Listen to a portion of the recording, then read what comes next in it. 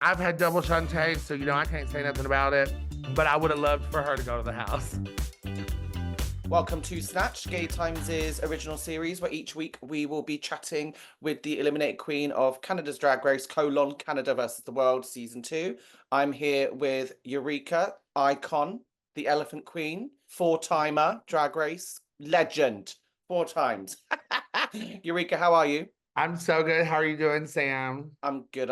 It's a pleasure to be speaking with you, but also it's annoying I'm speaking with you because Ah! I did not want you to go this early. Well, it's never ideal. But honestly, it felt good. It felt right in the moment. Like I'm a present person officially in my life. So I was living in the present and it just felt like, honestly, I had a good time, but also being there, I really was reminded like I don't know if it was necessarily my time to return competing. I think I really wanted to share my trans journey and like where I was right now in my life. So desperately almost and like overly excited, maybe that I jumped in a little quicker than I should have. But also, I don't know, that's kind of bullshit too, because when RuPaul calls, honey, you answer the call and you show up. It's always an opportunity to give back to the franchise. And I'm blessed with the experience that I've had. So I actually rewatched when I got to see this episode, my exit episode. It was such a reminder of just like where I am now in my life, where I was then, and how farther I've came like with my personal emotional stability even since that moment. But it was also a really great reminder on like where I'm at in my life and where I want to go and what I want to focus on. I mean, this was quite an emotional episode for you, but I mean, having seen all of the seasons that you've been on, I'm not sure if it's just me, but I feel like you were at your happiest this season, and I'm not sure if that is because of where you're at with in your trans journey, but you were a joy to watch this time around. Thank you. I think I guess happy is a good word, but I think the biggest part of happiness is weirdly comfort. Mm. Like I've lived in such discomfort most of my life because I've like always tried to play the parts to, get the success that I wanted, to have a place in my social atmosphere, to be able to like support my family. And there were so many like factors of like why I needed to make it and why I needed to have like a successful job, a successful career, but also this like desperation of, just wanting to be in this spotlight because where I felt the happiest and the most celebrated. Growing up, I wasn't very celebrated often unless I was like overachieving. So I just have this like really crazy drive to overachieve and be the best at everything, which has caused like this perfectionist narcissism that I live with daily. But yeah, so I think I've just kind of relaxed out of that as much and just like, there's something about when you start living like more for yourself versus like everyone else, you do find this like sense of pleasant comfort. I mean, comfort's the best word to use it, but it is like a sense of happiness for sure. And this episode, you did open up about your sobriety and how that's impacted your mental health and performance in the competition. How did opening up about that affect you personally, but also your relationship with your sisters and the audience at home? Yeah, I think that my sisters really finally understood me a little better. Being honest about where I was at mentally and like just where maybe some of my insecurity still comes from is like this journey and this, addiction is a shame fueled disease. And so it comes with a lot of shame of like when you use or why you use or the traumas or the releases or whatever it is that you're using to use when you become an addict. It's really you stay isolated and you start living in this place of shame. And that's kind of how you stay using and progressively doing it. And or like, for me, it was also to like push myself to work, work, work, work, work. It was this like desperation to like attend everything, be a part of everything, and be my best at everything. So it was like also that was a big part of it too. But also like I lost my parents and my grandmother and my mother very close together. And I had a Christmas where realty, this is like my backstory to like when it really kind of turned a dark corner for me was like I had a Christmas where I couldn't go home, and I was like in West Hollywood with all the like abandoned queer people. And it's, it was a beautiful family moment for us to come together, but it was also such a sad time, you know, communicating and being in this environment with all these people where really like the way that we coped was to party. And it just like I started doing it heavily then, and it just kind of stuck with me.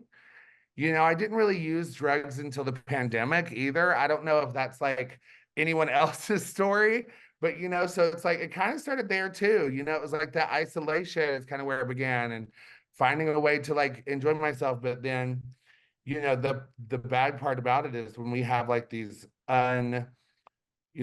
not faced traumas and past things in our mental state, with which most queer people have, we can be susceptible. Plus, I'm also like, I think I have some generational addiction. Growing up, my parents were addicts, especially now that I've learned really what that is. It actually explains a lot of my childhood and a lot of things that like I went through and that I witnessed, so I think it just kind of, marijuana smoking was very prevalent, and drinking and drugs and all these things. So it was kind of normalized in my upbringing. So I've never really had like a negative connotation or perception of it. So when it kind of became a part of my lifestyle, I was just like, oh, this is what people do. How do you feel right now in your journey? If that's not too personal to ask, of course. No, you're fine. I appreciate you asking. I feel good. Yeah, I've been doing really well with like my personal mental health, and especially my recovery journey in general. It's everyone's journey is different. Mine has been quite the roller coaster as I explore my transness. And I think that's real for most people, that honestly, not just like, the AA community and whatever, there's this like addiction format of like, I'm an addict and this is what I'll always be forever. And I just feel that I'm a recovering, circumstantial addict, because I'm also still narcissistic and perfectionist, and like don't want to admit that I am a horrible monster somewhere deep down inside me, which we all have one. But yes, no, I'm doing really well. Thank you for asking. That's the short end of the answer. Yes, I'm doing great. I am sober today, which is a beautiful thing. So, well, congratulations on where you're at in your journey right now. Thank you. So I've been in recovery for 3 years. I've had my slips, is what we call it in the community, and minor relapses, but I'm a proud 3-year recovery. Recovery EE.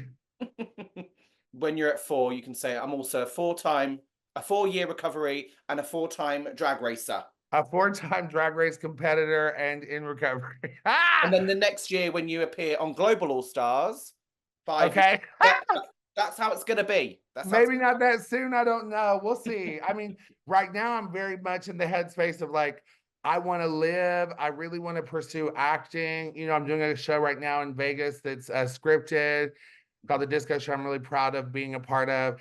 And, I really want to branch more into my career and like the depths of like writing and a lot of different things and projects I've been wanting to work on. So competing takes a lot of your spirit and attention, prepping for the season release and all these things.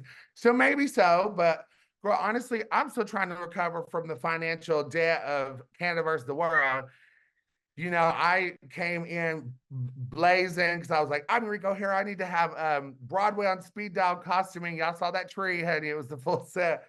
So, and for me to have things custom made at that caliber, it costs a lot of money. So, if I'm ready, I think I would do global because I just appreciate all the franchises. But I just want to make sure that I'm in a place where it's like, I know I'm financially secure and safe, and I'm emotionally in a place where it's like, I'm not going to go in feeling like I have more of a story to tell versus like, I feel like going into Canada versus the world, I really did have this idea of like, I'm excited to do this because I want to talk about this. You know what I'm saying? Yeah. So it would be nice to be going into a season without that pressure, maybe. I don't know. Well, you kill it every single time. So I'm hoping for number 5, 6, 7, whatever. I want more Eureka on my screens. Well, my dream is that they do a plus size All-Stars. I would love to do that. Wouldn't that be great? Who would you want to go up against in that season? All the big girls. I think an all big girl season of like, and I don't know how many we have now in the franchise, probably enough to do a good 11, 12 cast. But all the legends, just celebrate plus size girls and the big girls, which, you know, normally there's like one a season. So what if we had 10 or 11? It'd be drama, it'd be cunty. Also, it could be the biggest competition yet. The PR would be great. I hope World of Wonder is listening right now, because I do this too. has to happen. It will. It will. It's going to happen. Let's talk a little bit more about Canada, because you demolished the lip sync yet again this week with Fierce, who has become your close friend. And you've lip synced against a best friend on Drag Race before with Cameron, haven't you? So what is that like to lip sync against someone so close to you? It's emotional, you know. Cameron was emotional, but season 10, I had this drive of like, my mother was sick. I was the returning queen. So I was very much in this headspace of like, I love you, girl, but I'm not going home. You know what I mean? I think this time with Fierce, it was a little different because she was so emotionally connected to the competition. It definitely meant so much more to her to be there than me, just as far as like her need for that platform and, you know, this opportunity in her career and things like that. And also, like, she's young and sweet and she's my number one. And it was just so hard because before we lip synced, literally, she was like wanting to give up. And I grabbed her and I was like, Miss Thing, if you don't go out there and slay me the house down boots, I'm gonna beat your motherfucking ass. So you know, and so I just appreciate that she gave it her all, you know, and I didn't want her to win easy, so I had to give her a piece, you know, but I was very proud of Fierce, you know. So if I was gonna go home, I'd rather it be to someone like that. You know what I mean? But it's hard, it's emotional. I hate lip syncing for my life because I hate having to send people home. So at least I didn't have that like heartbreak, because honestly, Laka Hidden broke my heart. Calorie Kardashian broke my heart. You know, anyone I've ever had to send home, it just like, I hate it because it's taking someone's dream away, you know? But I know you hate lip sync for your life, but I love watching you lip sync for your life, Yeah, because I don't want to lip sync. What's so bad about that? but I just don't want to, girl. That was a mess watching it back. But I was being dead serious, by the way. Episode 1, when I said I just don't want to lip sync, I was being honest. I was like, you know what? Maybe Lemon will like appreciate the honesty. We did our entrance. We had been up in these heels and this corset all day. Mama, I was ready to sit on that couch and sip my water, honey, and watch somebody twirl. I did not want to have to sit like a hen home, because I know I wasn't gonna go home the first episode. Don't get crazy. Bitch, I'd have pulled every little stunt I had, honey. I'd have snapped something if I had to. Just, you know what I mean? I wasn't going home the first episode for sure. Can I ask you? I'm curious. Out of every lip sync you've done on the show, what is your favorite? My favorite, probably, you know,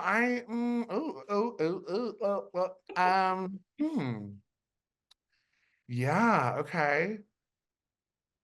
I would definitely say mine and Cameron's lip sync. I think just the energy of it, even during, like, because we're both Tennessee girls, you know, we were close, but at the end of the day, like, you know, we both were kind of like, oh, you know, we don't want to send each other home like before the music started. But we both, like, as soon as the music started, mama, we were in, you know. And when you're in it like that with someone else on stage, you just feel that energy. And I think that's what made it such a good lip sync. And also like that synchronized split and all these elements to it were like, bitch, both of us were like, oh no, mama, I love you, but you're going to the house, you know? So it was just one of those that was very much that. I love that. So I loved the energy of it. I also loved season 10 finale with me and Aquaria. Yeah, I love doing that one, the Janet Jackson song. I had a really good time with that, with the Tearaways. You've been in a few where no one's gone home as well, right? Can I ask you a shady Yeah. question? Can I ask you a shady question? Out Yeah. of things where there's been a double shanty or a triple shanty, whatever the hell it is, do you have one where you think, no, do you know what? Someone should have gone home, actually. Yeah, season 10, the first lip sync between me and Aquaria. Oh, okay. Why? You should have went to the house, bitch. They kept her to I don't know why they kept her. Probably because she was whining about double shantays. I mean, she did okay, but the crowd was chanting my name after that lip sync, and I just knew I had sent her to the house. Because that was my biggest competition for season 10 in my eyes, you know. I knew that she was like the projected winner, you know. I felt like it was between her and Asia, Right. or me and her, really. I felt like, and Cameron, yes, but I just felt like, Cameron had lip synced so many times. So, like, I mean, obviously she's a great lip syncer, but at that point, like, we've kind of seen everything she can do. So I wasn't maybe as stressed about her. But yeah, I would have loved to have seen Aquaria peace out. Yeah, the edit on that was weird. It was weird because she fell and all kind of shit. But honestly, you know, she deserved to stay regardless. She really turned to the whole season. She never lip synced. At the end of the day, I've had double Shantae, so I can't say nothing about it. Mhm. But I would have loved for her to go to the house. Thank you for sharing that shady moment with me. I absolutely loved Mhm. it. Thank you. I wanted to ask you, so this was your first season without being judged by RuPaul or Michelle Visage. What was that like, and how did that kind of impact you and the way you did the competition? It was different. Every time I'm asked this question, I think of when I got back, me and Angeria were kind of kikiing. We went to a gig together about our experiences because she had filmed All Stars. Mm. And we were at my house, and me and my roommate had cooked something for her. And I don't know, I said something catty to her, and she said, "Well, bitch, how's it feel turning tricks for Brooklyn Heights?" It was just such a, it was a read.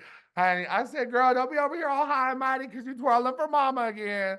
I did that. I done been there. We was playing Kikim.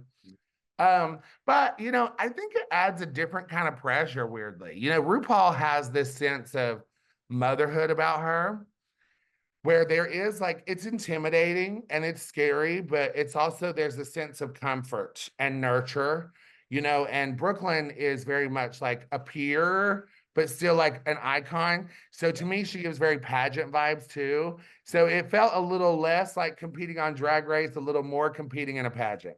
It's funny, isn't it? Because Canada, I feel like it's not afraid to shake up the format a little bit as well. Like from what we can see in the next episode, I don't think we've got a proper snatch game this season. It's a I know it's a musical. musical. So what did you think about how it's not been afraid to make things a bit different? I don't know. I mean, the reading battles were okay, but Mm. I love getting a chance to read all the girls. You know what I mean? That to me is a little more fun. Mhm. I think if they could have, I don't know. I mean, it was fun, I guess, but the reading battles were a little weird for me. No, I hated it actually. Yeah, I just would have loved to have gotten a chance to read all the girls.